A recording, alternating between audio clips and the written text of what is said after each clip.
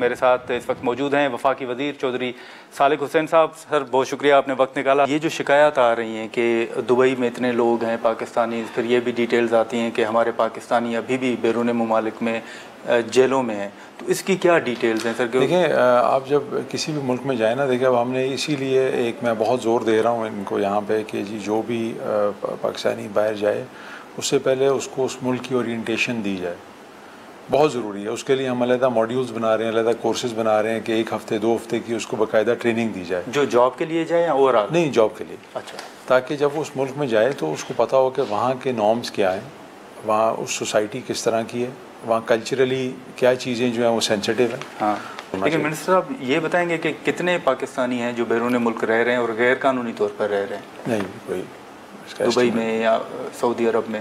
देखिए दुबई ने तो अभी एमनेस्टी शुरू कर दी है जी, तो उसको हम प्रमोट कर रहे हैं कि जी आप उसको अवेल करें।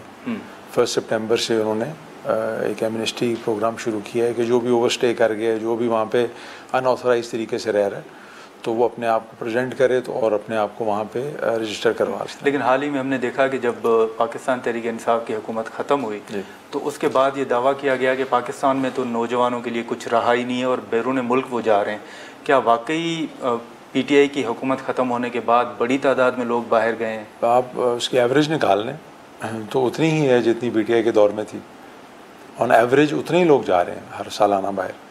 देखिए हमारा मुल्क बहुत बड़ा है, हम उसको रियलाइज़ नहीं करते कि यहाँ हम उनको लोकल कोई मौके मुहैया करे जी, और अगर नहीं तो फिर उनको बाहर जाने के बेहतर से बेहतरीन जो है वो मौके फराहम करना हमारी जिम्मेदारी है।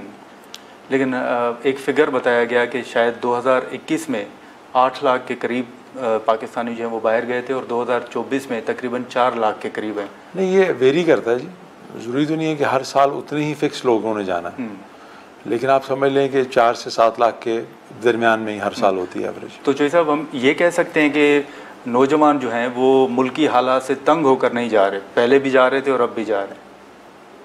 जी मैं तो ये समझता हूँ जी, मुल्की हालात देखें वो तो हुकूमत का इस टाइम पे अवलीन तरजीह भी यही है कि हालात को यहाँ पे ठीक किया जाए।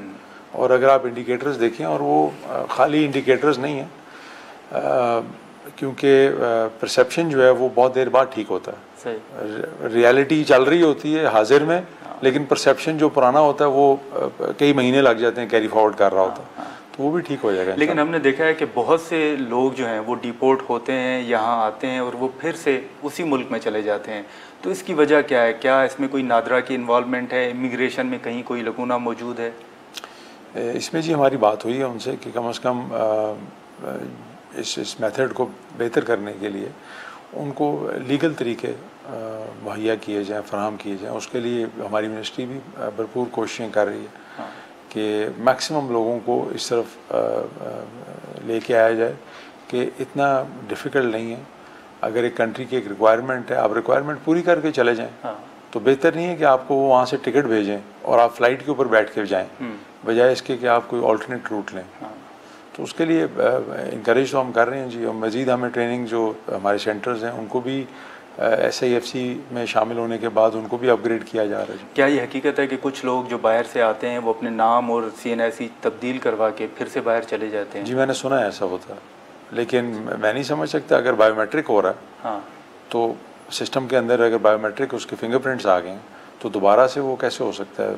करना तो ये चाहिए, मैंने तजावीज़ भी दी हैं कि एक दफ़ा अगर कोई जिस तरह बैगर्स हैं या बाकी लोग हैं जो डिपोर्ट हुए हैं, उनका फिंगरप्रिंट अगर सिस्टम में आ जाता है तो कम से कम जब वो दोबारा जाएं तो सिस्टम के अंदर अलर्ट आना चाहिए कि जी ये बंदा इस वजह से पाकिस्तान वापस आया था। लेकिन ये आपने बैगर्स का जिक्र किया, ये बड़ा इशू चला था।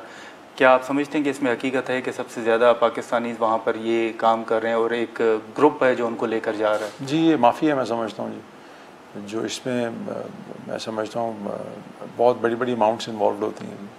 अच्छा। और ये एक पूरा रैकेट है जिसके ऊपर अब बड़ा शदीद क्रैकडाउन हो रहा है। क्या करने जा रहे हैं? ऑलरेडी शुरू हो गया है, आपको दोबारा शिकायत नहीं आएंगी इंशाल्लाह ताला बैगर्स वाली। अच्छा। हाँ जी, असल में लोग नॉर्मल वीज़े पे भी चले जाते हैं ना जी, फिर वहाँ जाके ये काम शुरू कर देते हैं।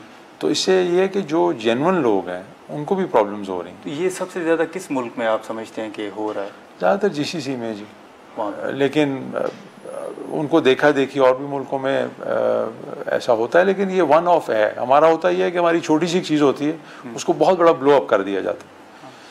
तो मतलब लेकिन सर जो ऑलरेडी वहाँ पर मौजूद हैं बैरूनी मुल्कों में, फिर उनको कैसे आप रोकेंगे? नहीं, वो देखिए हमारी जो अपनी कम्युनिटी है, हाँ, वो उनके ख़िलाफ़ खड़ी होगी, ये सबसे अच्छी जो बात है।